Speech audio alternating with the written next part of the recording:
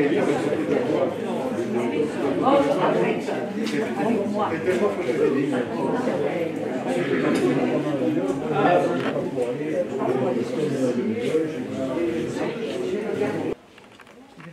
Messieurs, bonjour. D'abord, merci d'avoir choisi cette conférence au lieu d'une sieste, parce que on est une heure midi du sommet. Et donc, nos deux conférenciers qui sont ici, vous les reconnaîtrez facilement. À ma droite, le colonel Lancard, Jean-Paul Lancard. À ma gauche, Gérard Crespo, qui est docteur, docteur en histoire. Donc le centre de documentation sur l'histoire de l'Algérie présente aujourd'hui dans cette salle une conférence par Gérard Crespo que je viens de vous présenter et Jean-Paul Lancard. La France au Levant, 1915-1927, une histoire oubliée de l'armée d'Afrique, ce sera le thème, car la guerre de 14-18 ne se déroula pas qu'en Europe, mais connut d'autres fronts aux confins du Sahara, dans le Pacifique et au Moyen-Orient, puisque l'armée française dut lutter contre les Ottomans. Ah ben voilà, ça vachement bien avec les lunettes. Mais ce conflit ne cessa pas le 11 novembre 1918, date commémorative de la fin de la Grande Guerre. Les troupes françaises, constituées principalement de régiments de l'armée d'Afrique, auxquels furent associés les soldats arméniens. Nous avons quelques beaux spécimens dans la salle. Arméniens, disais-je, au sein de la Légion d'Orient. Luttèrent d'abord contre les Turcs jusqu'en 1923 et contre les Arabes au Liban et en Syrie jusqu'en 1927. Les combats furent âpres, les régiments français valeureux remportèrent de nombreuses victoires, mais des milliers de soldats français périrent au cours de ces deux guerres et reposent aujourd'hui dans les nécropoles de Turquie ou du Moyen-Orient. C'est l'histoire donc de ces conflits oubliés que Jean-Paul Lancard et Gérard Crespo rappellent au cours de leur conférence. À la fin de cette conférence, vous aurez la possibilité d'acquérir un prix très attractif. Je n'étais pas devant le micro, ça ne s'est pas entendu. Un prix très attractif de ce petit ouvrage, et vous aurez la possibilité donc de le faire dédicacer. Et c'est là où il prendra toute sa valeur. C'est à vous. Merci. Bon, mais tout d'abord, merci d'être invité dans cette belle salle pour cette conférence. Alors c'est vrai que c'est une histoire un petit peu oubliée, et vous allez vous demander que sont allées faire nos troupes au Moyen-Orient entre 1915 et 1927. Alors, nous avons choisi, pour des commodités de compréhension, de partager la conférence en deux parties. La partie militaire, c'est Jean-Paul qui la présentera, les combats, les interventions de l'armée française, mais ces interventions et ces combats ne peuvent se comprendre que si on a d'abord assimilé l'histoire politico-diplomatique qui précède 1915, qui est le début véritablement de l'intervention française et qui s'achèvera en 27. Elle s'achèvera en 27, mais la paix sera fragile et il y aura une longue période de stabilité relative entre 27 et 1940. Mais là, c'est une autre histoire que nous ne traiterons pas. Nous ne l'avons pas traitée parce que justement, cette tranche d'histoire, ces 12 années, sont très riches, comme vous allez le voir. Alors, qu'allons-nous faire au Moyen-Orient en 1915 ? Bien, cela ne peut s'expliquer d'abord que par qu'était l'Empire ottoman contre lequel nous avons lutté de 1915 à 1918. Et puis nous avons lutté contre la Turquie, puisque l'Empire ottoman disparaît, et c'est la République turque jusqu'en 1923. Alors qu'était cet empire ? Ben, cet empire, un petit peu d'histoire, il était très vaste, très très vaste. Au plus fort de son expansion, il a dépassé les 5 millions de kilomètres carrés, c'est-à-dire 10 fois la France. Son expansion maximale, c'est aux alentours de 1683-1699, lorsqu'il est arrêté par les Autrichiens à Vienne. Et là, il couvre toute la partie balkanique, la quasi-totalité du Maghreb, du Machrek aussi, avec l'Égypte et la Libye, les contours, les rivages de la mer Noire, mais aussi à l'est, très loin, jusqu'à des républiques aujourd'hui qui étaient des ex-républiques soviétiques comme le Turkestan ou l'Ouzbékistan, etc. Donc c'est un empire très vaste et qui petit à petit va être rogné par des dissensions internes, des difficultés économiques, mais aussi des coups de boutoir que donne entre autres l'Europe, qui veut repousser les Ottomans et aussi l'islam, puisque l'Europe est chrétienne. On a quand même un conflit islam-chrétienté au XVIIe siècle. Alors, les coups de boutoir sont très violents et sont surtout au XIXe siècle. À partir du XIXe siècle, l'Empire ottoman va s'effriter. Vous voyez derrière moi, au-dessus de moi, qu'il occupe l'Afrique du Nord. Bien, la régence d'Alger en 1830 est prise par la France, donc c'est une première perte. En même temps que la régence d'Alger, l'Empire ottoman perd la Grèce, qui obtient son indépendance avec l'appui d'ailleurs des Britanniques, un petit peu des Français. Donc vous voyez, coup sur coup, l'Empire ottoman est ébranlé à l'est et à l'ouest.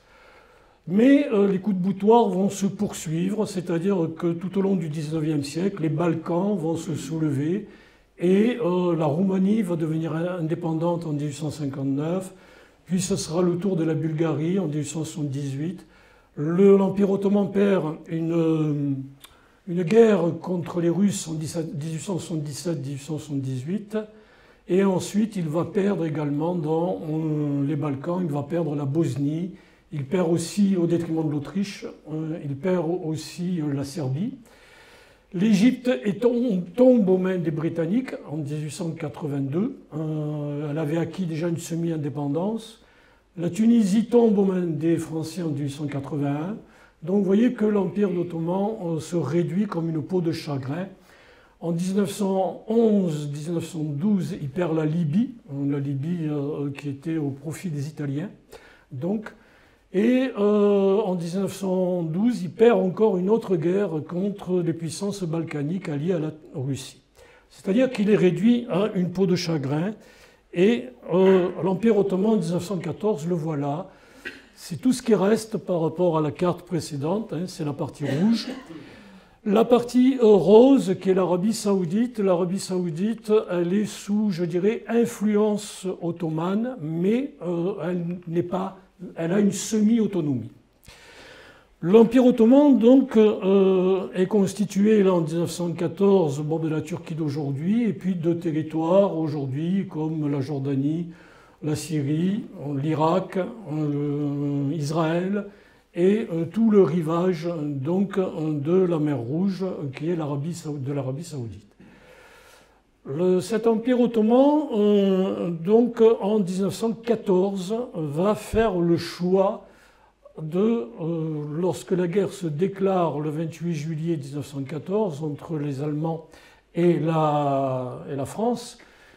Les Allemands sont alliés aux Autrichiens qui, bien sûr, et les Britanniques sont alliés aux Français. Donc on a un conflit stricto sensu européen au départ, puisque c'est France, Grande-Bretagne, et Russie, contre Empire autrichien et Empire allemand. Les Italiens choisissent dans un premier temps de rester neutres en 1914, bien qu'appartenant à ce qu'on appelait la Triplie, c'est-à-dire l'alliance avec les Allemands et les Autrichiens. Les Ottomans sont hors du coup, hein, si j'ose dire, et pourtant ils vont choisir d'entrer en guerre aux côtés de l'Allemagne. Alors pourquoi ? Pourquoi ? Parce qu'il y a, comme vous le voyez, il y a la mer Noire et il y a le contrôle des détroits. Or, tout au long du XIXe siècle, la Russie s'est opposée à l'Empire ottoman. Il y a quand même 3 guerres. Il y a celle qu'on appelle la guerre de Crimée, 1856, puis la guerre de 1877 dont je viens de vous parler, puis la guerre de 1912 aussi dont je viens de vous parler, les Ottomans ayant perdu les 2 dernières. La première, ils l'ont gagnée parce que, tout simplement, les Français et les Britanniques sont venus à leur secours assez paradoxalement. Alors, assez paradoxalement, parce qu'il y a ce problème des détroits entre la mer Noire et la Méditerranée, les détroits du Bosphore et des Dardanelles. Et cet accès à la mer Noire, c'est un contrôle commercial et les Russes cherchent absolument à contrôler ces détroits. Pourquoi?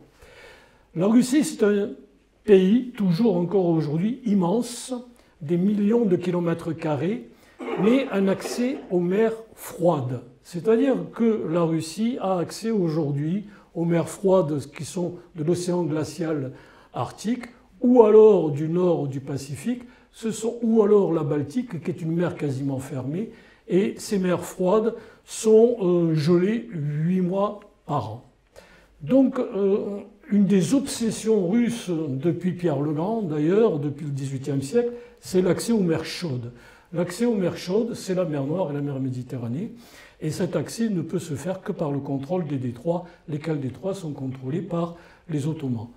Depuis 1841, toutefois, une convention internationale prévoit la libre circulation des bateaux de commerce, je précise, et non pas des navires de guerre.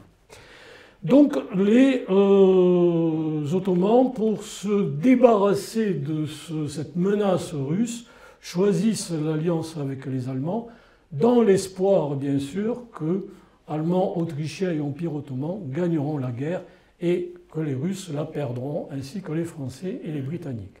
Moyennant quoi, les Ottomans, 1, garderont leur accès, leur contrôle des détroits, 2, ils préserveront leur empire. Empire qui reste quand même fragile parce que l'Empire ottoman est constitué de 2 populations, si j'ose dire, une population turque. Alors turc, c'est un terme générique, mais c'est un terme générique qui englobe des populations qui sont venues dès le Moyen-Âge, d'Asie centrale, de pays aujourd'hui comme l'Ouzbékistan, le Turkménistan, et qui ont conquis l'Anatolie et qui ont occupé la Turquie et qui contrôlent la Turquie depuis le Moyen-Âge. Le problème, c'est qu'à côté des Turcs musulmans, certes, musulmans depuis 995, 2 siècles après le prophète, les Turcs musulmans cohabitent au sein de leur empire avec des Arabes. Ce n'est pas le même peuple, ce n'est pas la même histoire, musulmans aussi, mais ce sont des peuples différents, des langues différentes même. Le turc, c'est une langue qui vient d'Asie centrale, l'arabe, c'est une langue sémitique. Donc il y a beaucoup de choses qui opposent ces populations. Et les Turcs, en occupant les pays arabes, ont récupéré, depuis 1514, ont récupéré le califat. Le califat qui normalement devrait être aux mains des Arabes. Ils l'ont récupéré en 1514. Donc il y a quand même un contentieux arabo-turc qui est durable, qui perdure et qui existe toujours en 1912-1914. Ce contentieux arabo-turc va être exploité par les puissances occidentales. C'est-à-dire que très tôt germe dans l'idée des Britanniques, mais aussi des Français, l'idée peut-être que les populations arabes pourraient se soulever contre les Turcs et donc ouvrir un autre front, puisque les Turcs, bien sûr, sont, au début de la guerre de 14, vont lutter contre les Russes, leurs alliés, leurs ennemis traditionnels, mais aussi contre la Roumanie, par exemple, ou la Grèce qui a choisi d'être avec nous. Donc un soulèvement arabe provoquerait un autre front qui mettrait en danger les Ottomans. Donc très tôt, il y a des discussions entre d'abord Kitchener, qui a été gouverneur de l'Égypte qui est sous contrôle britannique, je vous le rappelle, et Hussein, qui est le shérif Hussein. L'Arabie saoudite est contrôlée par 2 familles, la famille des Husseinites et la famille des Saouds. Les 2 familles se réclament descendantes du prophète et donc tiennent l'Arabie saoudite dans leur pouvoir, en étant bien sûr contrôlée par les Ottomans. Hussein, les Britanniques contactent Saoud. Saoud oppose une fin de non-recevoir et les Britanniques vont signer avec Saoud, la famille Saoud, un pacte de non-agression.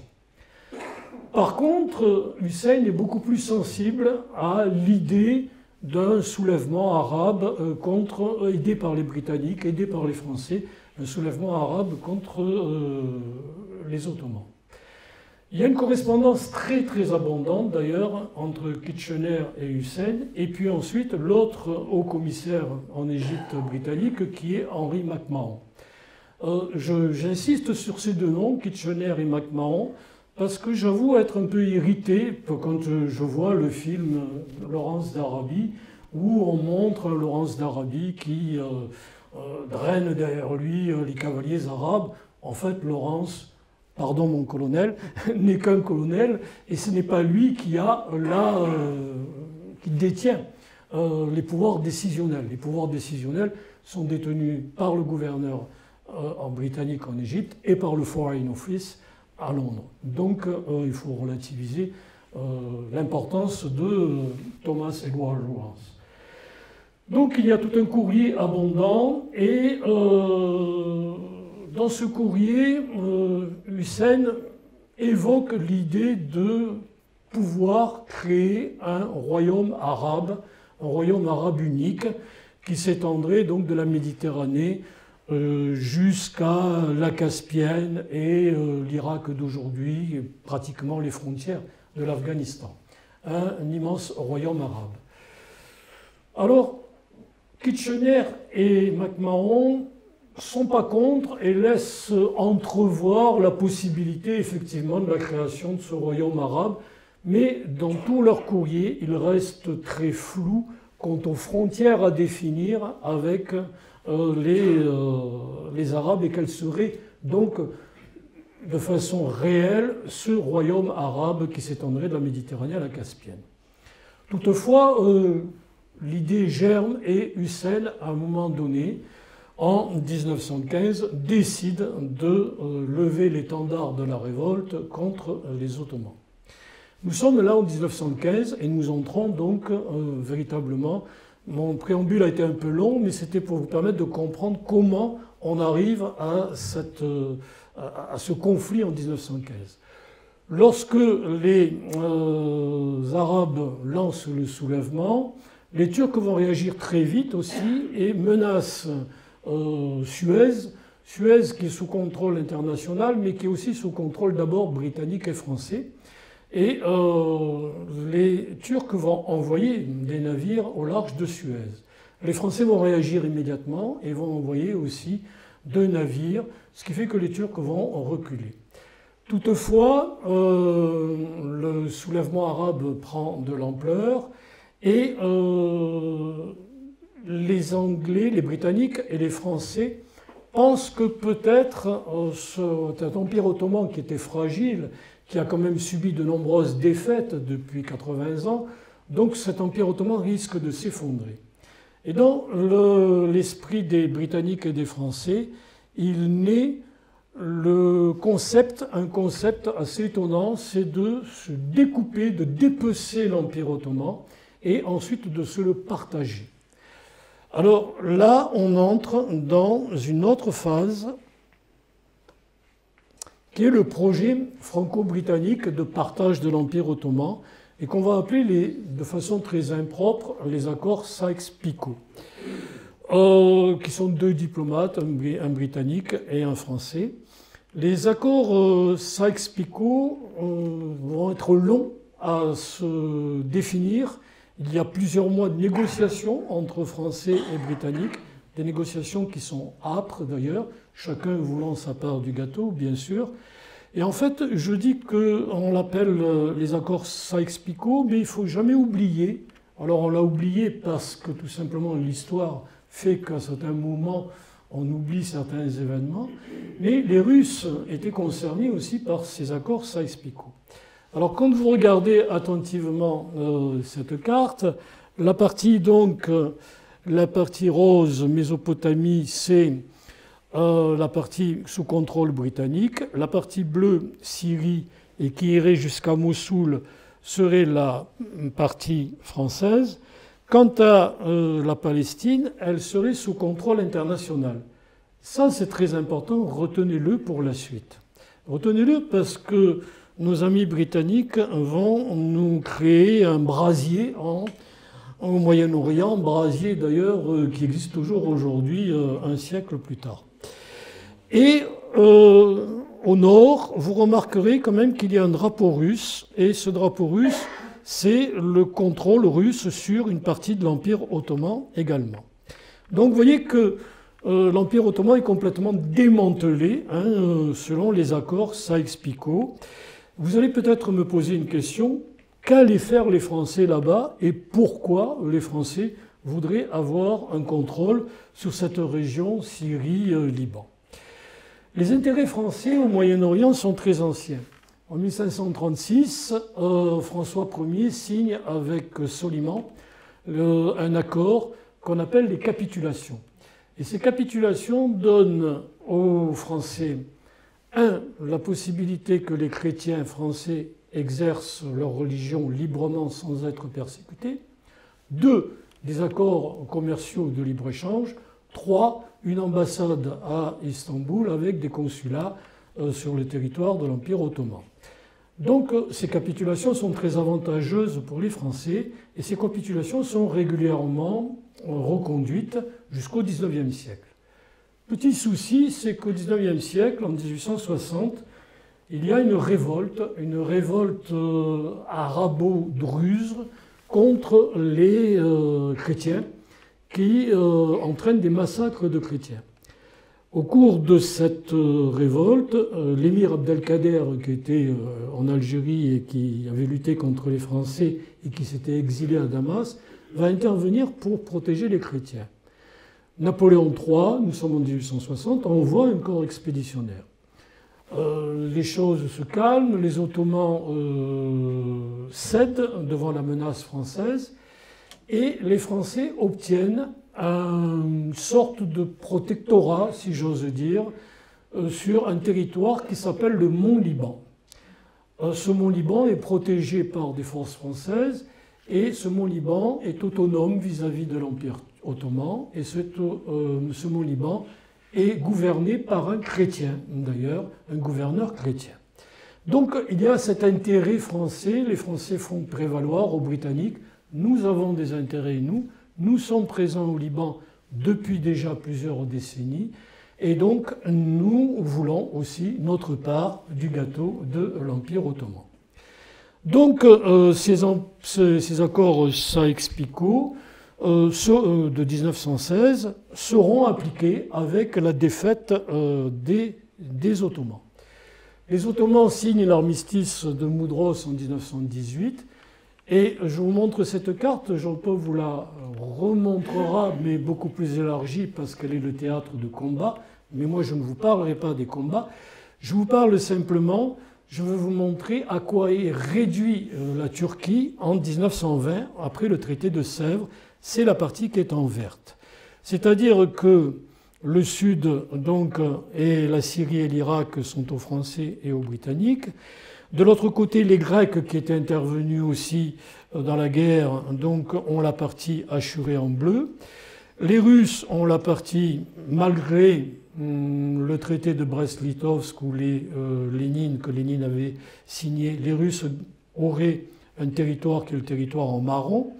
Et le territoire assuré à l'Est, on y met l'idée, alors là il faut être très prudent, d'une Arménie indépendante et d'un Kurdistan indépendant.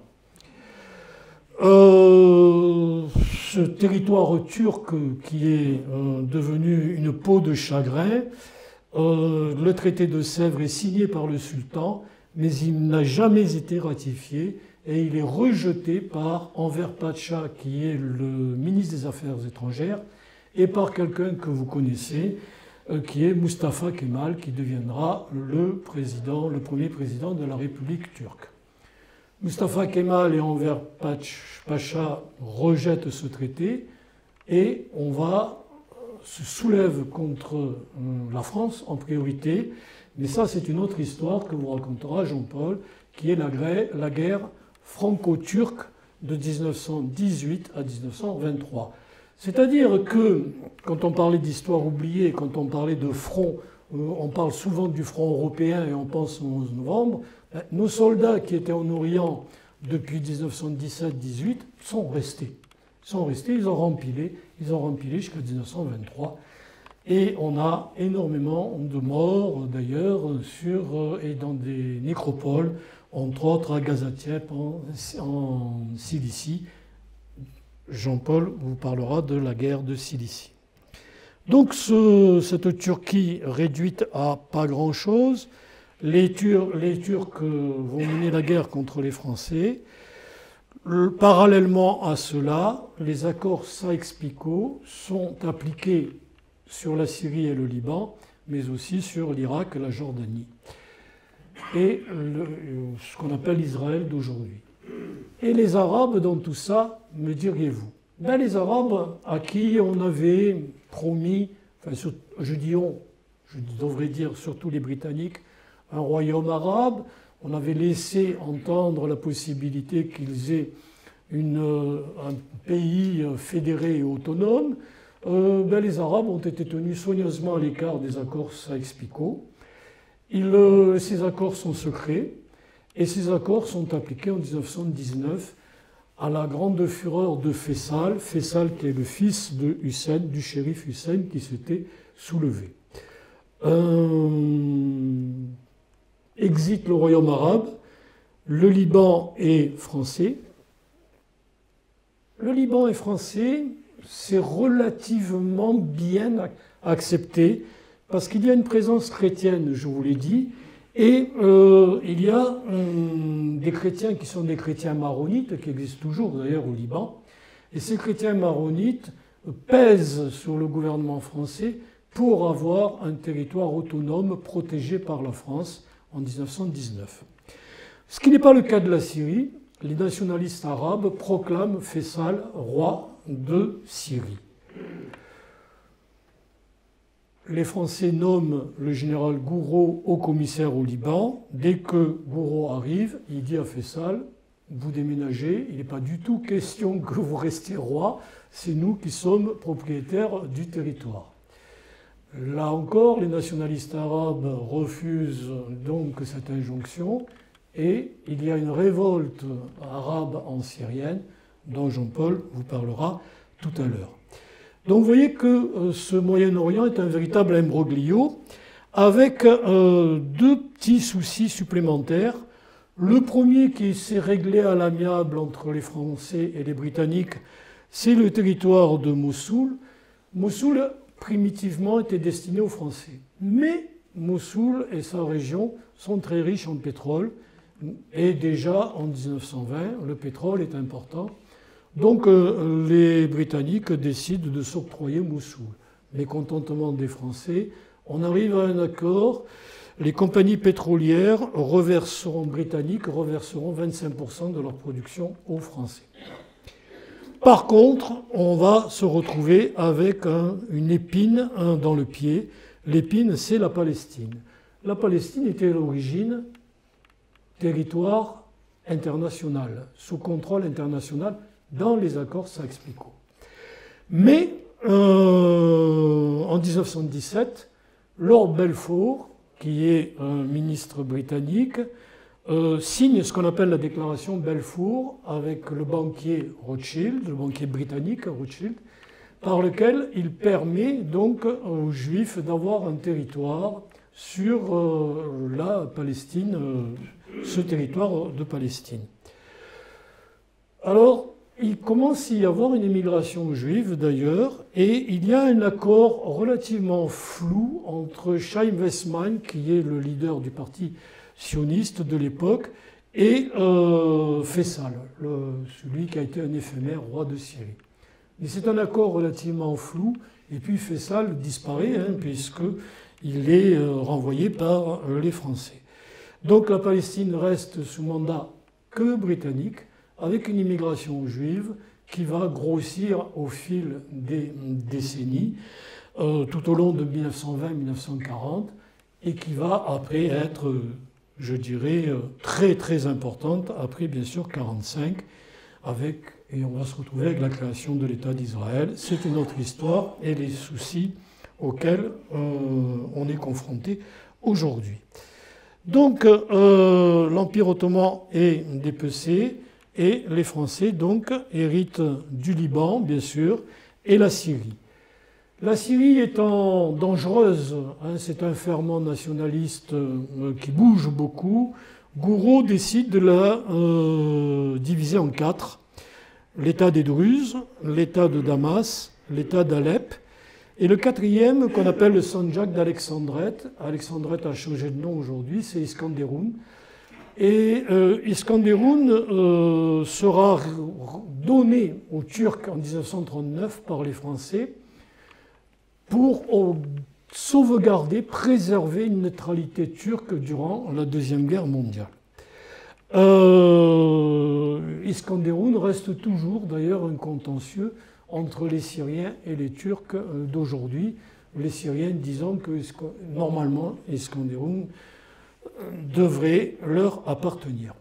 Donc vous voyez que ces accords Sykes-Picot et ce dépeçage et ce mandat français ont créé un imbroglio diplomatique au Moyen-Orient, imbroglio d'ailleurs qui persiste toujours aujourd'hui, malheureusement. Donc là, on reviendra là-dessus avec la proclamation du Grand Liban par le général Gouraud.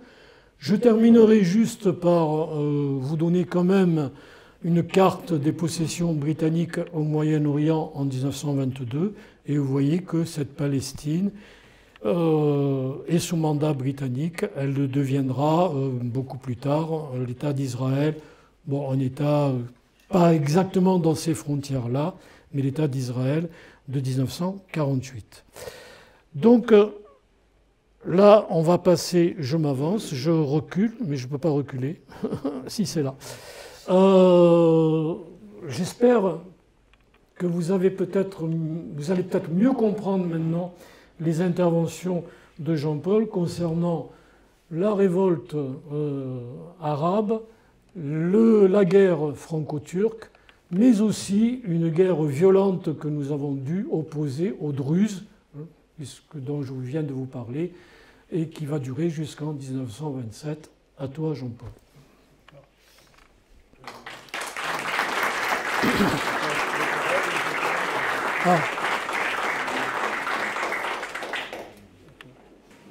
Oui, donc comme Gérard disait, j'interviens au sujet des conflits qu'il y a eu pendant cette période. Alors, donc, comme a dit Gérard, en 1914, les Français sont arrivés sur le détroit de Suez, le canal de Suez, tout simplement pour défendre nos intérêts.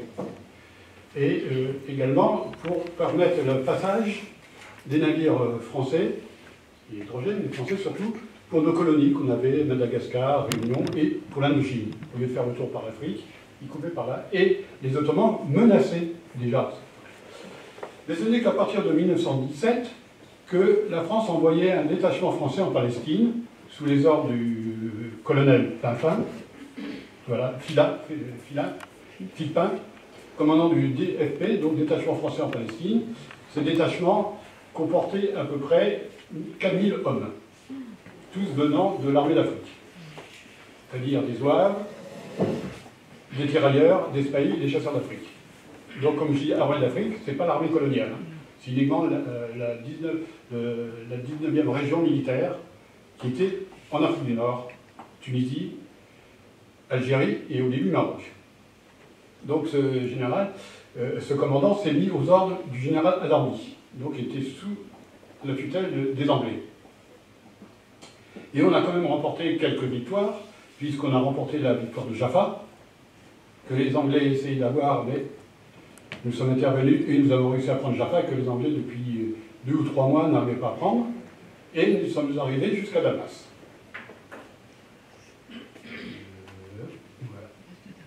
Voilà, donc les soldats devant l'église de Jaffa. Ensuite, entre-temps, il y a eu ce qu'on appelait l'armée d'Orient. Alors là, la Légion d'Orient. Pour quelle raison? La Légion d'Orient, il faut dire qu'il y a un amiral français qui a sauvé 4000 Arméniens et qui les a emmenés donc à l'île de Moutros. Moutros, où il y a eu, tout à l'heure Gérard a dit, signé la paix, était la base aérienne de l'armée française. Moutros était au large de la Turquie, mais c'était une possession franco-anglaise. Donc, ils ont pu sauver 4000 Arméniens, femmes, enfants et hommes. Et le gouvernement français a eu l'idée de créer une légion arménienne en demandant s'il y avait des volontaires qui voulaient se battre avec nous. Alors, au début, il n'y en avait pas beaucoup, il y en a eu 500. Après, il y en a eu 600. Et finalement, au bout de 6 mois, il y a eu 2000 volontaires qui sont venus, qui ont fait les rangs de l'armée de l'Arménie. Plus 500 Syriens qui vivaient, eux, en France déjà, et qui se portaient volontaires. Cette légion arménienne, qui s'est appelée ensuite Légion d'Orient, pour ne pas faire trop de problèmes avec les Turcs, donc on l'a appelée Légion d'Orient, eh ben, elle a remporté des victoires dès le début. On l'a envoyé à Rafah. Rafah, pareil, ils ont pu faire cette victoire, prendre la ville de Rafah, et Rafah était défendue par des Allemands, parce qu'il y avait les Ottomans et les Allemands. Donc il y avait des Ottomans et des Allemands commandés par von Paten, qui était un général allemand qui commandait ça, et la légion arménienne leur a foutu une raclée, mais alors vitesse grand V. Ensuite, ils ont été avec la cavalerie française, enfin la cavalerie du détachement français, qu'on appelait la cavalerie mixte. Donc il y avait des spahis et des chasseurs d'Afrique, plus eux. Et ils ont envahi, ils sont rentrés à Nazareth. Et ils ont libéré Nazareth.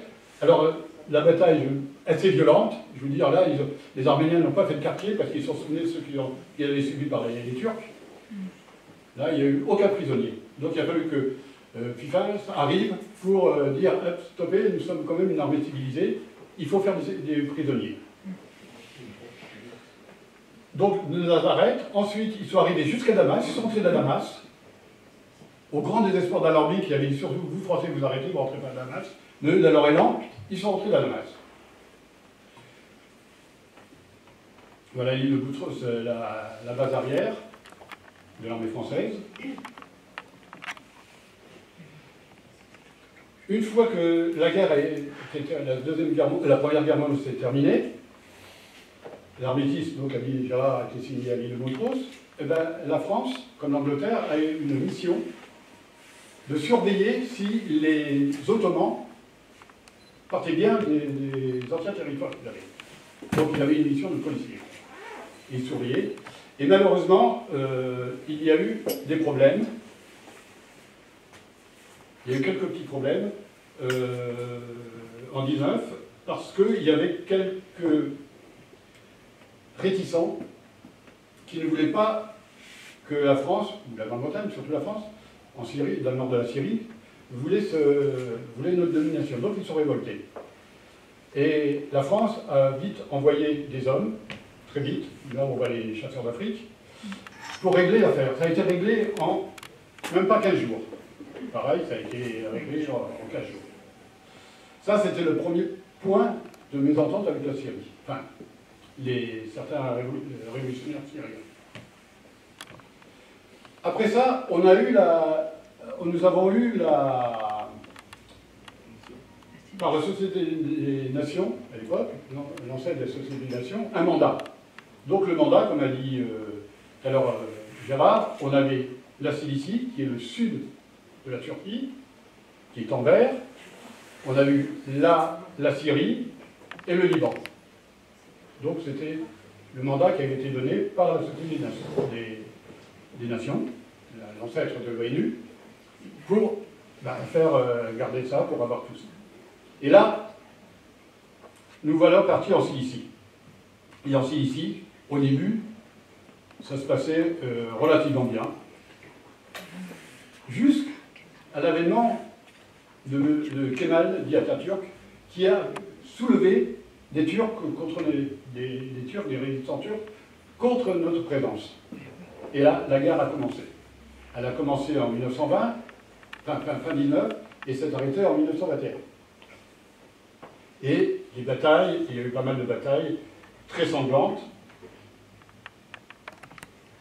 Et celui qui commandait l'armée française, c'était le général Gouraud, ancien héros de l'armée d'Orient, c'est-à-dire qui a combattu les Allemands et les Turcs à Salonique. Donc, ce général arrive et il dit, ben voilà, il y a trois solutions, on va faire trois solutions. La première solution, c'est qu'on va... On a battu, comme je vous l'ai dit, en 1919-1920, les révoltés syriens, mais il y a encore quelques foyers qui résistaient. Donc, pour résister le foyer, on va envoyer l'armée en Syrie et on va monter une opération sur Damas et on va ouvrir, et il y aura un poste militaire en permanence là-bas. Et pour la Cilicie, donc on va attaquer, on va être attaqué par les Turcs qui étaient là-bas et quelques Arabes aussi, et quelques Druzes aussi qui étaient contre nous. Alors au début, on a envoyé la Légion d'Arménie, parce qu'il y avait plein d'Arméniens, on s'est dit qu'on va envoyer les Arméniens défendre, avec 2 ou 3 régiments de tirailleurs. Mais vite, on s'est trouvé tout débordé par les nombreuses attaques des révoltés turcs. De là, on a perdu 1 ou 2 ou 3 villes, mais on avait le général Dufaux qui commandait la première division de l'armée d'Orient, qui est arrivé avec 25 000 hommes. Et on a repris 2 ou 3 villes aux Turcs, enfin, aux révoltés d'Atatürk. Et on a protégé Adana, puisque Adana, comme Alexandrette, c'était les points centraux et vitaux de l'armée française en Cilicie. Il fallait donc protéger ça, et il y a eu des attaques, pas mal d'attaques, et nous avons quand même pu résister, malgré les pertes, grâce au général Dufeu, qui était, je ne sais pas si je l'ai là, non, ça c'est Gouraud, voilà. Grâce au général Dufeu, qui a mis intelligemment ces gens, a placé intelligemment ces soldats. Et puis il a dit, ben, écoutez, on va faire comme on a fait pendant 14-18. On va demander à l'aviation d'intervenir. Parce que jusqu'à présent, l'aviation servait soit de ravitaillement ou d'observation. Donc elle a dit, on va faire comme on a fait en France. On va envoyer l'aviation, ils vont bombarder. Ils vont bombarder les arrières, ils vont bombarder les... À l'époque, c'était des bombes de 50 kg, hein, c'était pas des grosses bombes comme maintenant. Et mitrailler. Ce qui a permis que Alexandrette et Adana ne soient jamais envahis. Voici la Légion arménienne en Cilicie, qui a combattu vaillamment, il faut le dire, a remporté 4 victoires, pareil, mais à un certain moment, en 1921 même, on les a enlevés. On les a enlevés parce qu'ils faisaient trop de carnage, donc on leur a dit, une fois que la Cilicie, parce que nous sommes partis de Cilicie, point de vue diplomatique, parce que pendant qu'on faisait la guerre, Gouraud négociait en secret avec Atatürk. Et donc on a pu partir de la Cilicie, sauf on n'a pas quitté Alexandrette. Donc les militaires qui sont trouvés français sont soit repartis en Syrie, soit ils sont restés à Alexandrette. Et on a... la Légion arménienne a été dissoute, mais il y a quand même eu 700 volontaires qui sont restés dans l'armée française, mais vous savez que les étrangers ne pouvaient pas combattre dans l'armée française, donc ils ont combattu dans la Légion étrangère. Et ces 700-là, eh ben, ils vont faire toute la guerre, je vous parlerai après, toute la guerre au Levant. Voilà, Gouraud à Adana en 1920. Gouraud à Alexandrette. Ça, c'était au moment du départ de Sicile et quand la Légion d'Arménie a été dissoute. Voilà, le port d'Alexandrette. Le général Lamotte en Cilicie. Aussi, là, ça a été une très grande bataille, parce que cette ville a été prise 2 fois, prise et reprise. Et finalement, on a repris, grâce à l'intervention des spahis algériens, qui, eux, ont fait une charge à la baïonnette, et puis grâce aux tirailleurs qui ont chargé à la baïonnette comme à Verdun. Et dont les Turcs, les gangsters turcs et les anciens militaires turcs ne s'y attendaient pas. Et là, nous arrivons à Beyrouth en 1920. Alors en 1920, il y avait encore un petit problème, toujours avec nos Syriens. Parce qu'il y a toujours des gens qui voulaient se révolter contre nous, parce qu'ils n'étaient pas d'accord pour certaines choses.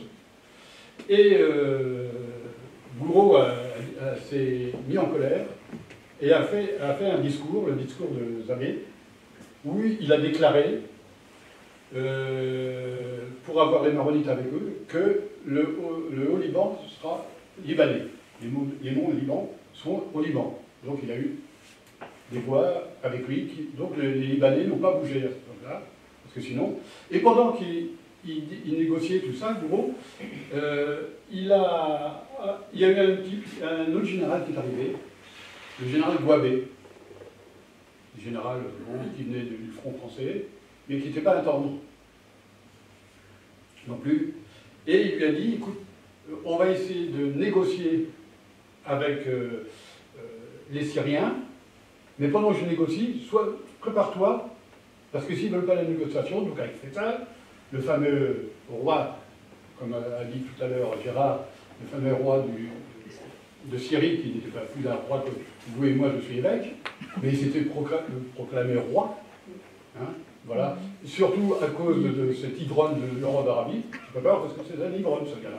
Toute la journée, il buvait, et puis il était un peu mythomane sur les bords. Et il avait promis des choses que même à l'Arabie, il n'était pas au courant. Donc il avait promis à Faisal d'être le roi. Lui était content, mais parce que tout le monde prenait Laurence pour le grand chef, puisqu'il avait adopté les coutumes et tout de ces gens-là, des Arabes.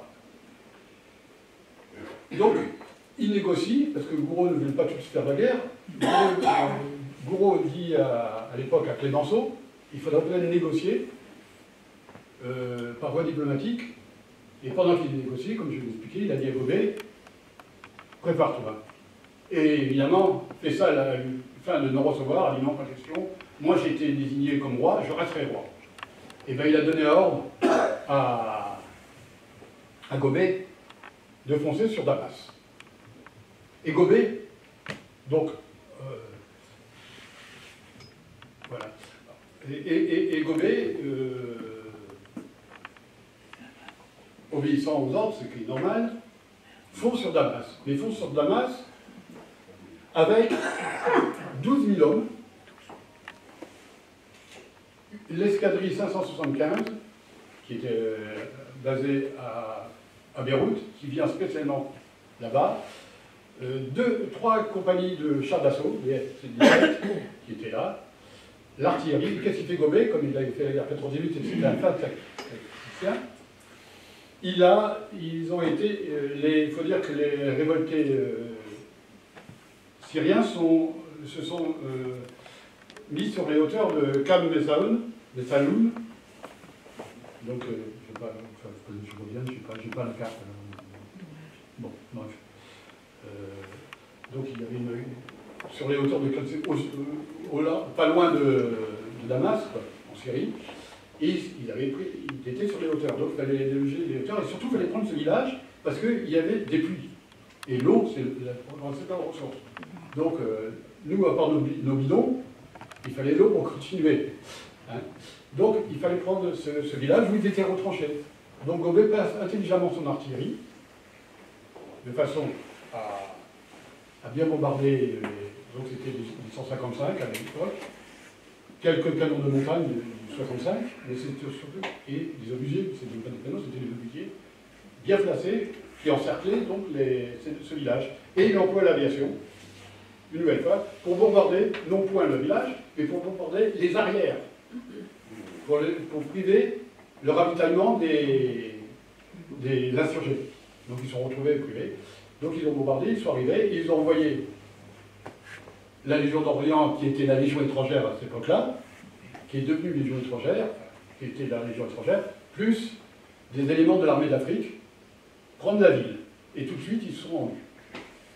Et de là, Gouabé a foncé sur Damas. Plus de résistance, évidemment, il n'y avait plus personne. Et il est rentré à Damas, et face à il est parti. Ça, c'était la première révolte. Et là, on voit la Légion arménienne qui est... Bon, j'ai marqué Légion arménienne, okay. C'était déjà la Légion étrangère au Liban en 1922. D'ailleurs, on reconnaît bien les képis, qui défilent Les soldats français en 22, à Damas. Alors on reconnaît un zouave, ou un tirailleur. Après la prise de Damas par les Français. Voilà le Gouabé qui rentre à Damas en 23. Les zouaves à Damas en 25. Alors pendant ce temps-là, il y avait quelques escarmouches qui se passaient, hein, évidemment. Ça, c'était pas très calme, mais il y avait quelques rebelles, des gangsters, des anciens soldats turcs qui continuaient toujours à faire la guerre avec les rebelles, qui les encadraient, parce que certains Ottomans ne voulaient pas la défaite, donc c'est pas la défaite, ils voulaient continuer à se bagarrer. Donc, ils posaient quelques problèmes. Bon, mais c'était des petits accrochages, j'allais dire pas méchants, bon, c'était des petits accrochages. C'était très calme, c'était des petits accrochages. Voilà, c'était donc ce qu'on appelait la période de la pacification, de 1920 à 1923, où l'armée française a fait surtout des opérations de police, de maintien d'ordre. Là, on voit donc des soldats de l'armée d'Afrique qui sont là. Alors, à partir de 1923, il y a eu la première démobilisation. Parce que je vous l'ai dit, ceux qui étaient le détachement français de Palestine, ces pauvres-là étaient partis de certains depuis 14, on les a enfin libérés. Donc, c'est peut-être pas en 1918 que tous les soldats français ont été libérés. C'est pas vrai. Hein, contrairement, on voudrait bien nous faire croire. Hein, pratiquement les derniers ont été libérés en 23, voire même certains en 24. Donc il y en a certains qui sont restés, enfin, ceux qui ont eu la chance de suivre pendant 10 ans. Mais, comme ils sont rentrés chez eux, donc en Afrique du Nord.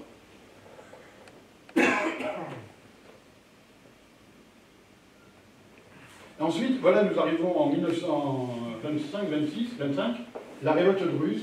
Donc, révolte très très importante. On voit les foyers ici qui y avait. Donc, il y en avait un peu au Liban. Il y en avait en Palestine, mais ça, c'était pas notre problème, c'était le problème des Britanniques. Et il y en avait surtout dans le Jebel Druze, le plus gros foyer très important qui nous a causé de gros soucis. Parce que sur le mont Liban et puis à Beyrouth, c'est vite rétabli, c'est vite calmé. Mais où qu'on a eu des soucis, comme je vous disais, c'est dans le Jebel Druze.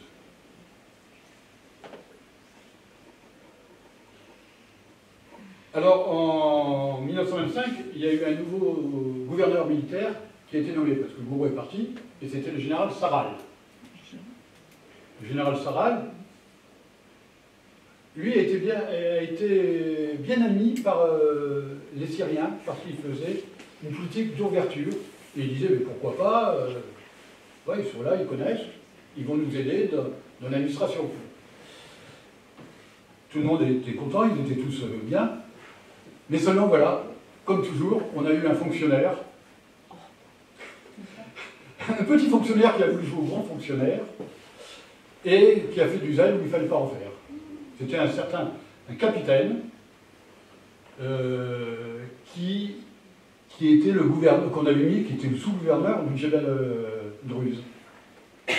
Et ce capitaine n'admettait pas qu'on ne le respecte pas et qu'on ne l'obéisse pas. Et il a pris des décisions que Serral n'était même pas au courant. Et dans le Djebel Druze, il y avait une famille très importante, qui était les Arafat. Et cette famille était très importante et très écoutée. Et évidemment, ce capitaine a dit « Non, moi j'en ai rien à foutre de vous, vous êtes que des petits rigolos, je veux pas. » Donc, cette famille, son nom, attendez, je vais vous le dire parce que j'arrive pas bien à voir. C'était le sultan Al-Rafat, exactement. C'est assez compliqué à dire. C'était le sultan Al-Rafat, pas Rafat, El-Rafat, qui était un homme très influent, comme je l'ai dit, et quand même parti à Damas, est descendu à Beyrouth pour aller voir Serral. Mais entre-temps, ce capitaine, qui était comme tout fonctionnaire zélé et peu courageux, avait envoyé un mot, avait fait partir une dépêche à Serral pour lui dire « Attention, il y a un fou qui va arriver, il est très dangereux de ne pas le recevoir, parce qu'il menace notre sécurité dans le Djebel. » Or, c'était pas faux, c'est faux.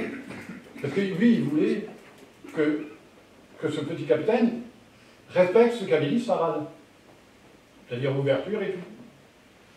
Évidemment, Serral croit son subalterne et ne reçoit pas ce sultan. C'était un sultan. Refuse de recevoir ce sultan. Qu'est-ce qu'il fait? Eh bien, il organise la révolution. Et qui va durer de 25 à 1927. Et qui va faire de nombreuses adhérents de l'armée française.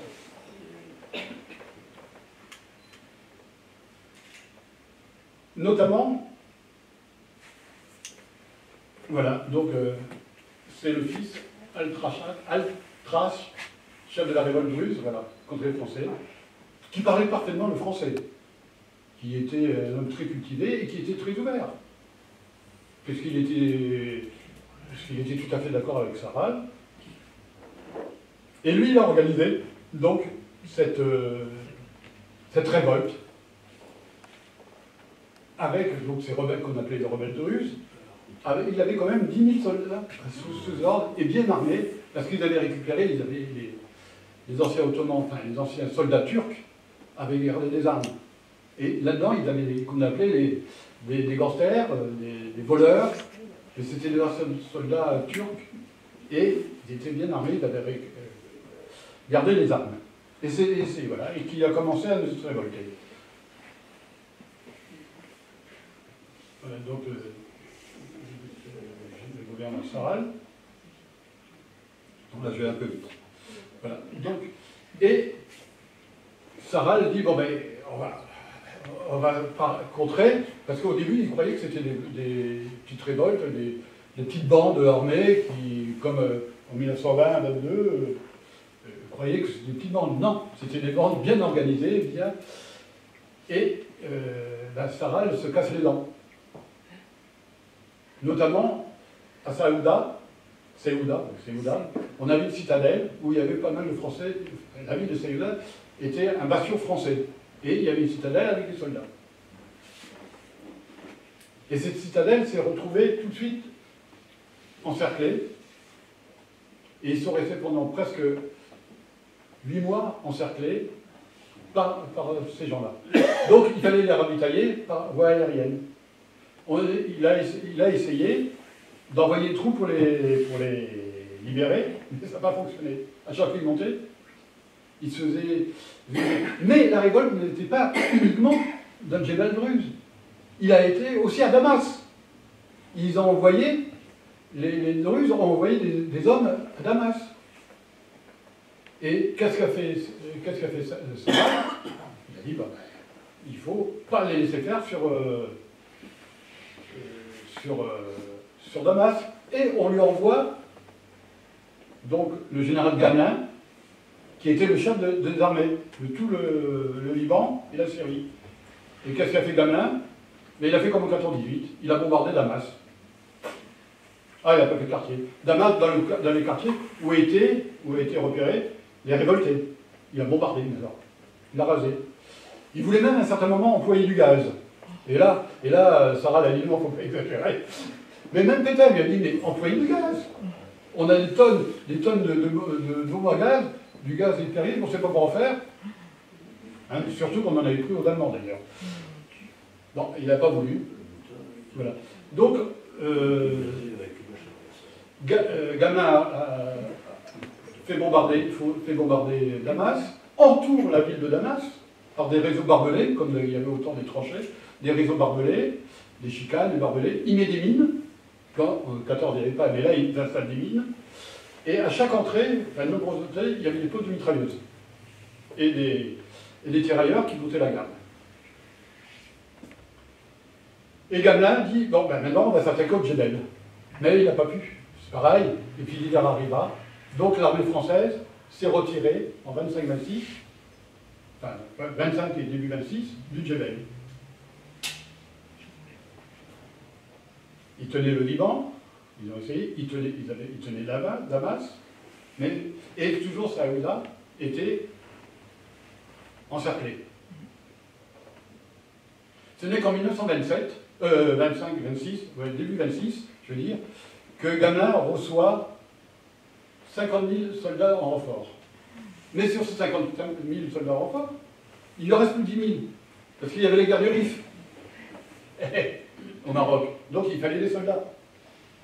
Donc on a envoyé, le Gamelin a quand même demandé à Guigny, qu'est-ce que je fasse? J'arriverai pas, à peine si j'arriverai à tenir la région de Damas, et c'est tout. On a envoyé 3 divisions d'armée d'Afrique qui étaient en Allemagne, dans la Ruhr, à l'époque, qui étaient en toute d'occupation. Ces pauvres types qui étaient partis, pareil, en 15 ou 16, croyaient rentrer chez eux, ben, leur voilà rebelote, faire la guerre au Levant. Et avec ces hommes-là, il a remporté les premières victoires. Il a remporté les premières victoires. Et il a employé la Légion étrangère. Il a employé la Légion étrangère, les régiments de cavalerie, les REC, les régiments d'étrangers de cavalerie, et les régiments d'infanterie, les REI. Comme quoi c'était les légionnaires, il a dit, bien, dont les Arméniens qui étaient dedans. Il dit, on va les employer, ce sont des gens robustes qui ont l'habitude, on va les employer. Alors, première chose à prendre, c'est Saouda. Parce que Saouda, c'était en hauteur, et on dominait une grande partie. On va prendre Saouda. La première attaque a échoué. Donc, il fait remarche arrière, il reprend deux petits villages tout autour, mais il reste, et les Druzes se réfugient de Saouda. Et là, Gamelin a dit, ben maintenant, ils sont là, on va les attaquer une nouvelle fois. Et qu'est-ce qu'il a fait? Il s'est dit, il fait venir d'Algérie des Guilas, des bataillons un bataillon le deuxième bataillon des bataillons d'infanterie d'Afrique, c'est-à-dire plus connu sous le nom des Bataf. Et avec les légionnaires, il leur dit, pas de quartier, on y va. Qu'est-ce qu'il fait? Il commence à bombarder les alentours de Saouda. L'aviation bombarde les pylônes aussi. Et pendant cela, il fait partir à l'est les villas et à l'ouest les légionnaires. Et il prend en tenaille Et il y avait les premiers bataillons. Là, il y a eu les premiers bataillons. C'est les 10 des galères qui n'étaient pas plus que vous et moi. En général, c'était soit des Ivoiriens ou des Guinéens. On appelait ça comme ça des bataillons de tirailleurs sénégalais. Et les premiers régiments de coloniaux, d'infanterie coloniale. Maintenant, on repris l'ancien nom d'infanterie de marine. À l'époque, on appelait ça la coloniale. Et eux, ils fonçaient tout droit. Et quand ils ont vu les soldats africains arriver, un peu comme les Allemands, c'est-à-dire en 14-18, ils sont rendus, ils ont levé les bras. Et il y en a beaucoup qui sont partis. Et ils ont récupéré les Saoudis comme ça, Mais pareil, les légionnaires comme les villas n'ont pas fait de quartier non plus. Hein. Je ne sais pas si j'ai une photo. Ouais, alors ça, j'avais oublié de vous parler aussi de d'Arlermont, qui a été vite pris par les Spahis, qui font très douze. Voilà. Après de ça, là, on voit quelques victimes, et on voit les soldats français autour, bien fiers. Et encore, j'ai censuré certaines photos. Voilà. Et les légionnaires que voilà, ce sont en vérité des Arméniens.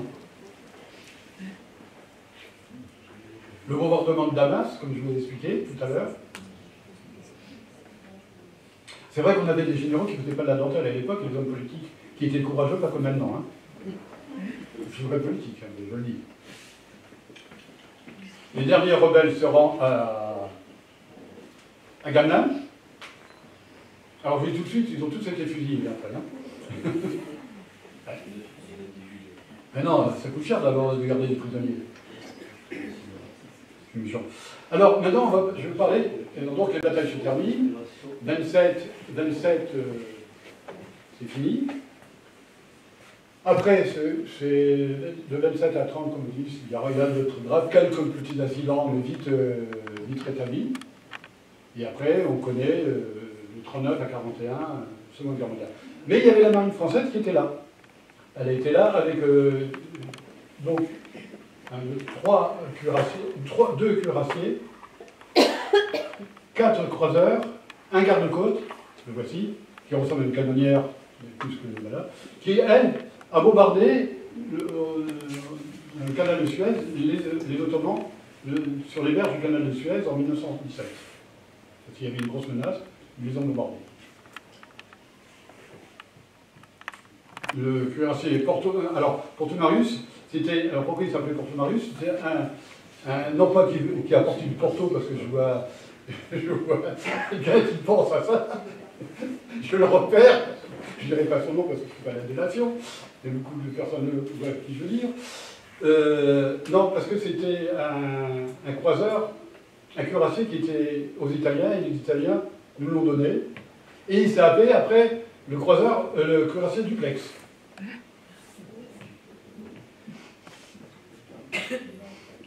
Bon, alors qu'est-ce qu'ils ont fait? Ils n'ont pas fait grand-chose, hein. Bon, à part bombarder la Turquie, les côtes turques. Ils ont surtout cherché, ils ont fait du ravitaillement, ils ont récupéré donc les Arméniens.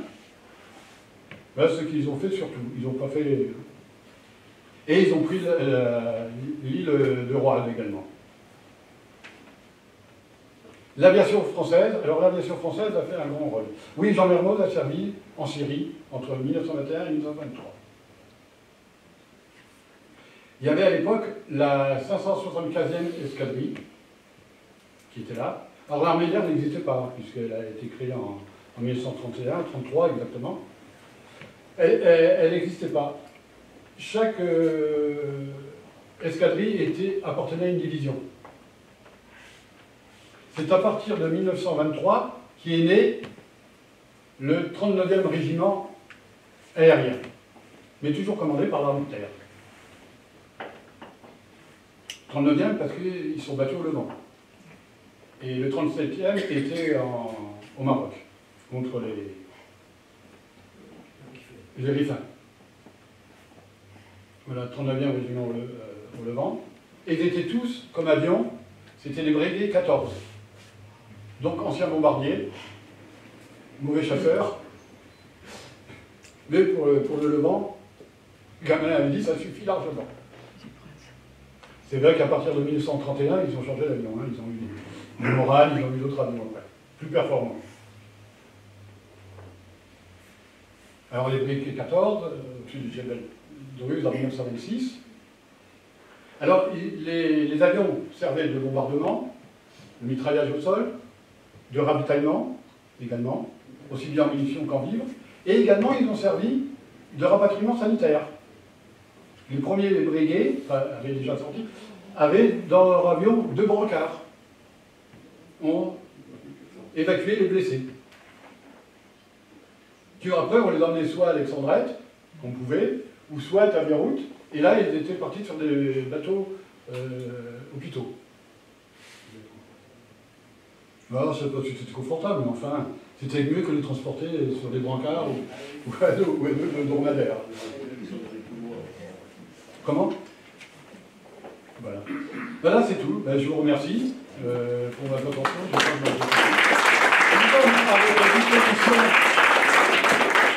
Pour toute question, parce que j'espère qu'il y en aura, à moins que vous vous pressiez. Non, il n'y a pas de majorité aujourd'hui. Oui. Il me semble que dans l'histoire, l'importance du protectorat accordé par les Nations Unies à la France et à l'Angleterre est importante. Vous pouvez nous rappeler un peu, ça se passe au traité de Sèvres ou avant peut-être? Alors là, je vais vous passer la parole aux spécialistes. D'abord, si je peux me permettre, un petit rectificatif, ce n'est pas un protectorat, c'est un territoire sous mandat. C'est pas pareil, juridiquement. Vous n'avez pas évoqué le mandat. Voilà.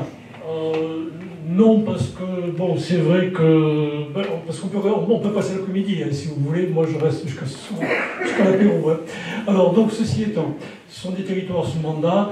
Les territoires sous mandat sont octroyés à la France et à la Grande-Bretagne, consécutivement aux accords Sykes-Picot, mais surtout, lors de la conférence de Paris 1919, qui dure 8 mois, qui dure de janvier 1919 à août 1919.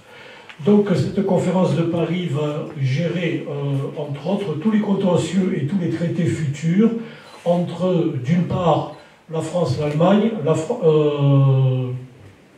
surtout l'Italie et l'Autriche, la France, la Grande-Bretagne et l'Empire ottoman,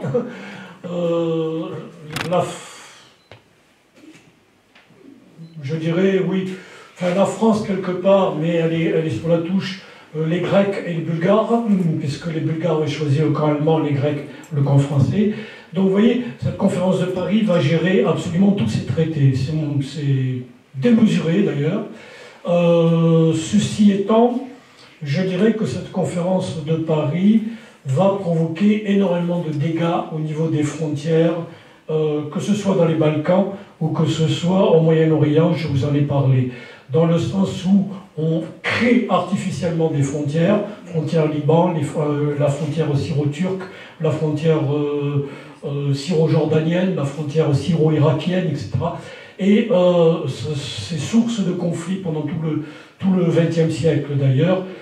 Je dirais qu'aujourd'hui, du côté Syrie, Irak, ça s'est apaisé, mais vous savez très bien que le Liban reste une entité fragile. Elle a été entièrement créée par les Français à la demande des chrétiens maronites, libanais, mais le Liban a quand même un certain nombre de minorités, dont les Druzes, dont on vient de parler, lesquels Druzes nous ont fait beaucoup souffrir entre 1920 et 1927. Donc, ces territoires sous mandat sont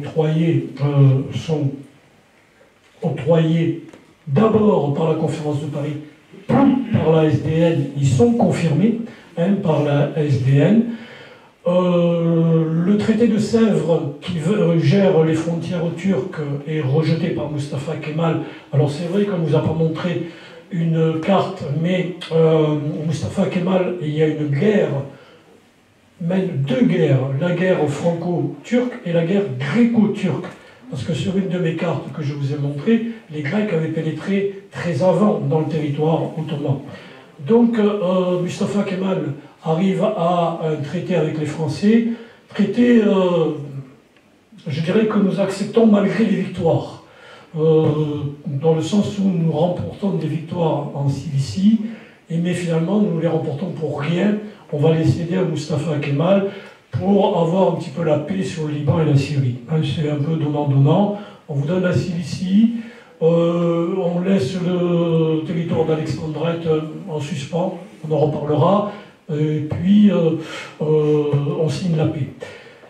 De l'autre côté, Mustafa Kemal mène la guerre contre les Grecs, les repousse, il va gagner, les Grecs vont être complètement boutés hors du territoire turc, et ça va donner, alors là, des échanges de population.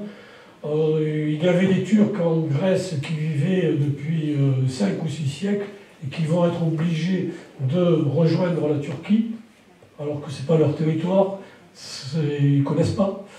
Et réciproquement, il y avait des Grecs sur le territoire turc qui vivaient là depuis, je pense à Smyrne par exemple, qui nous a donné un homme politique, Balladur d'ailleurs. Ces Grecs de Smyrne vont être obligés de rejoindre la Grèce qu'ils ne connaissent pas. Donc c'est un bouleversement terrible au Moyen-Orient. Le mandat sur la Syrie, c'est un mandat qui va être pour nous très douloureux, dans le sens où la paix, elle est obtenue en 1927, comme l'a dit Jean-Paul, mais c'est une paix fragile. C'est une paix fragile. En 1940-41, ce territoire, alors là, va être le théâtre, malheureusement, d'une guerre franco-française, c'est-à-dire entre les gaullistes d'un côté et les pétainistes de l'autre. Et ensuite, en 1944, Catroux, qui est nouveau, alors c'est pas un gouverneur, c'est un commissaire, Catroux donne l'indépendance à la Syrie. Malheureusement, De Gaulle s'en mêle, je dirais malheureusement, parce que De Gaulle revient sur les propos de Catroux, et cela va susciter des troubles de nouveau en Syrie. Les Syriens vont se soulever de nouveau contre les Français, et il faut attendre 2 ans avant que De Gaulle, qui était encore au gouvernement provisoire de la République française, octroie l'indépendance définitive en Syrie. Donc vous voyez, cette histoire des mandats, c'est une histoire compliquée. C'est une histoire qui est toujours prégnante aujourd'hui, à travers les problèmes que traverse le Liban. Je ne parle pas de la Syrie parce que les problèmes syriens d'aujourd'hui sont des problèmes syro-syriens. C'est-à-dire c'est vraiment interne à la Syrie. Tandis que le Liban est le théâtre de problèmes que quelque part les accords Sykes-Picot ont créés. Quelque part. Voilà. Je ne sais pas si j'ai répondu à votre question, mais...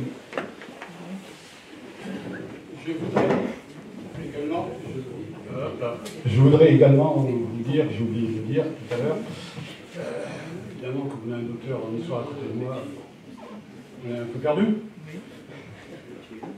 Non, c'est pour qu'il me paye la cour.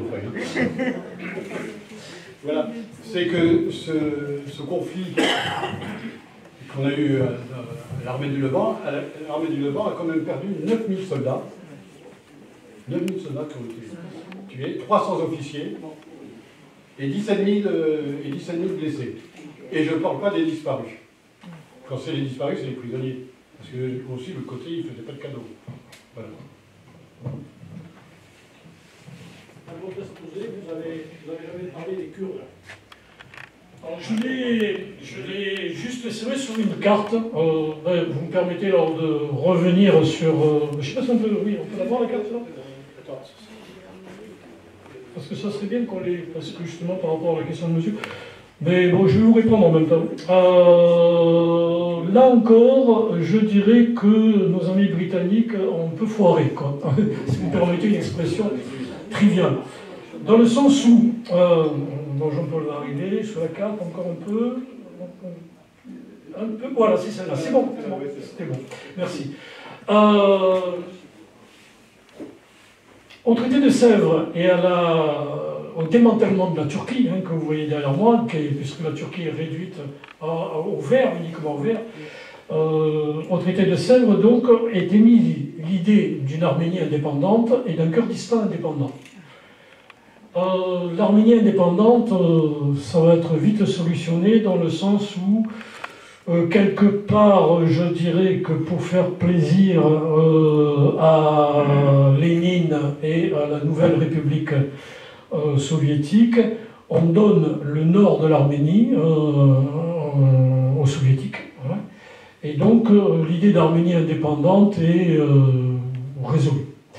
Par contre, là je reviens sur votre question, c'est le problème kurde.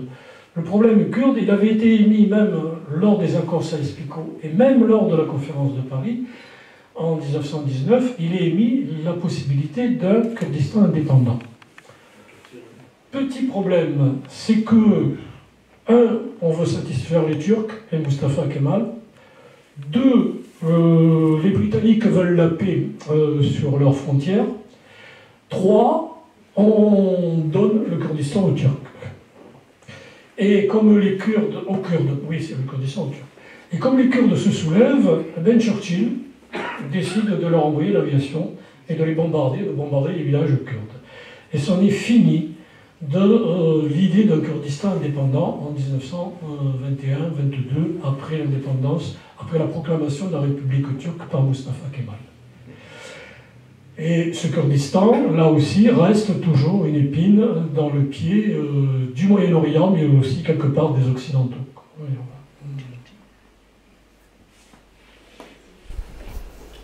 Oui, alors moi je voudrais vous remercier tous les deux pour cette conférence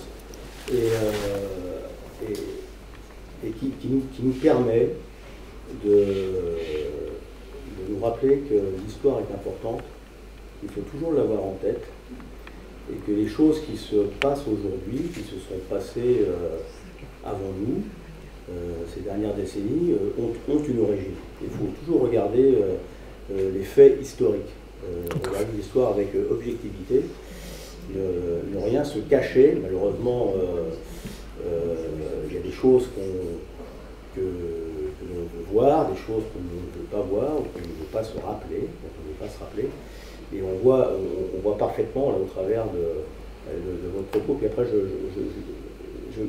j'aurai quelques réflexions sur le côté militaire, mais que toute cette région de l'Europe qui est sur le point, on ne l'espère pas, de s'embraser aujourd'hui, et ce Proche-Orient, voilà, tout s'explique, tout a une explication. Ça, c'est ma première réflexion. La seconde, c'est que, et là pour faire le pendant avec le côté historique, politique, géopolitique et militaire, c'est le politique qui commande et qui initie les choses.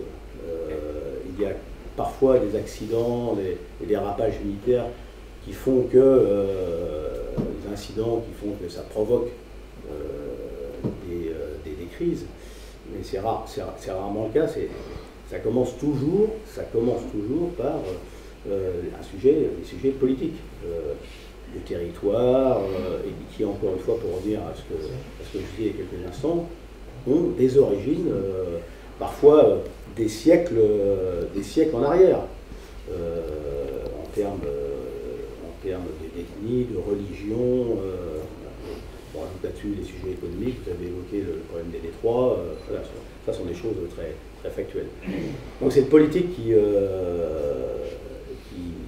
commande, et le militaire, les armées ne sont que des outils pour atteindre des objectifs politiques. Encore faut-il, c'est une grosse parenthèse, avoir des objectifs politiques. Ça c'est un autre sujet. Mais ce sont les armées.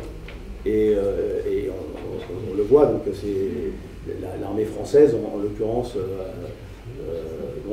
n'a fait qu'aller exécuter les missions que lui ont demandé le politique. Donc effectivement,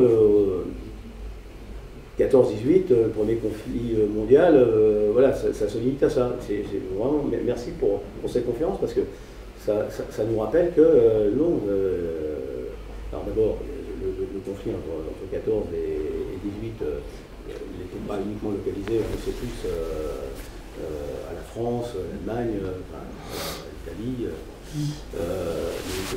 plus large. Et les soldats, concrètement, ceux qui sont le bras armé, et qui le sont toujours aujourd'hui, de la nation, eux, ils ont continué jusqu'en 1927. L'histoire s'est répétée lors de la Seconde Guerre mondiale, puisque les soldats qui ont combattu, c'est un certain nombre qui ont combattu, ont rempilé derrière, en 1946 en Indochine jusqu'en 1954, et ont rempilé en 1954 en Algérie jusqu'en 1962. Et puis se sont fait Suez entre-temps, voilà, comme ça, c'est une boutade, mais ils ont été prendre derrière, mais ça n'a pas duré longtemps.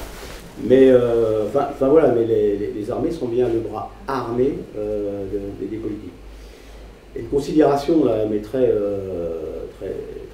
militaire, on s'aperçoit là de l'importance, alors l'époque n'est pas celle d'aujourd'hui, hein, mais de l'importance de l'infanterie. La grande majorité des troupes engagées à cette époque-là étaient des fantassins, des soldats à pied, à cheval, mais à pied. Ils tenaient le terrain. Et dans toute guerre, et aujourd'hui c'est la même chose, et ce sera toujours la même chose, y compris quand on fera la guerre des étoiles, il faudra des hommes et des femmes, parce qu'il y en a maintenant, pour tenir le terrain. Encore une fois, objectif politique, les militaires vont aller s'engager, mais il faudra du monde pour occuper le terrain, contrôler le terrain. Voilà, donc c'était aussi une réflexion que j'avais sur la partie militaire. Encore une fois, merci. Une anecdote par rapport aux politiques, si vous voulez. En tant qu'historien, c'est quelque chose que nous interdisons, mais je vais pratiquer ce qu'on appelle l'Uchronie. L'Uchronie, c'est si il s'était passé ceci, peut-être que... Voilà. Alors l'Uchronie, bien sûr, l'historien se l'interdit. Et donc il y a une anecdote par rapport à ce que vous dites, c'est que, et par rapport au sujet de la conférence, en 1918, c'est Clemenceau, à la fin 1918, début 1919, c'est Clemenceau qui est Premier ministre, enfin président du Conseil, comme on le disait à l'époque, et Clemenceau rencontre Fayçal, à Paris. Et Clemenceau lui dit, oui, vous savez, moi, je ne suis pas opposé à l'idée d'un royaume arabe, je ne suis pas opposé à ce que vous soyez roi en Syrie, personnellement. Et Clemenceau n'est pas du tout, d'ailleurs, dans l'esprit colonialiste. Hein, il faut savoir que quand même, Clemenceau, à la fin du XIXe siècle, avait fait tomber Jules Ferry par rapport à son intervention en Indochine. Donc, bon, Clemenceau dit ça à Fayçal. Fayçal, bon, on est bien sûr très heureux.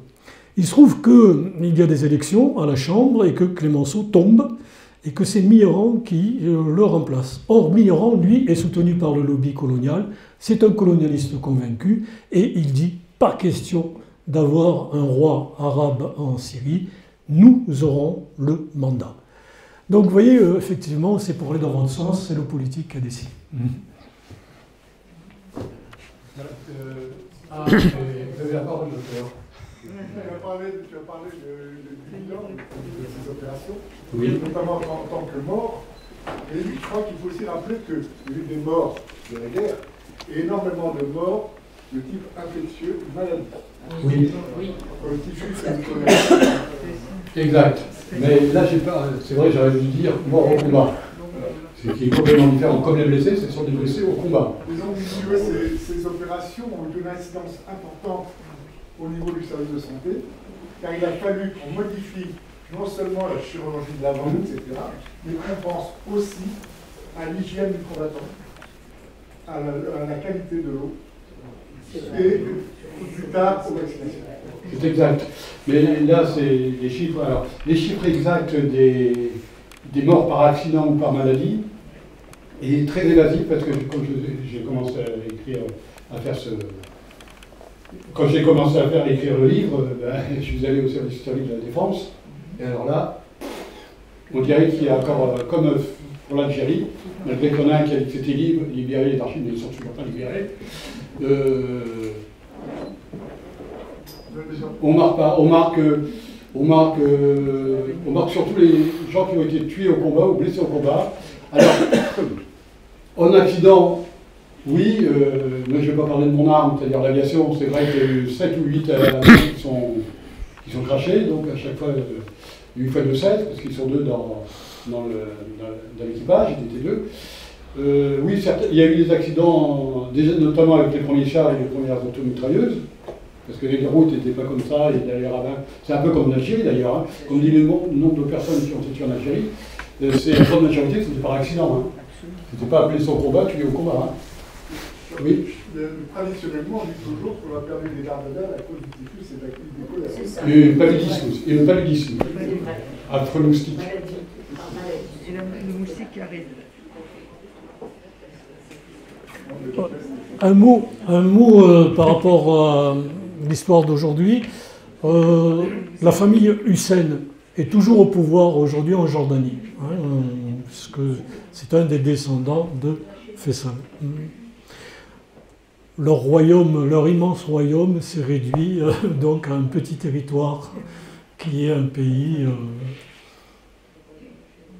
qui a pratiquement aucune ressource naturelle. Alors, j'avais oublié, je peux vous dire aussi pourquoi l'armée d'Afrique, qui est partie là-bas.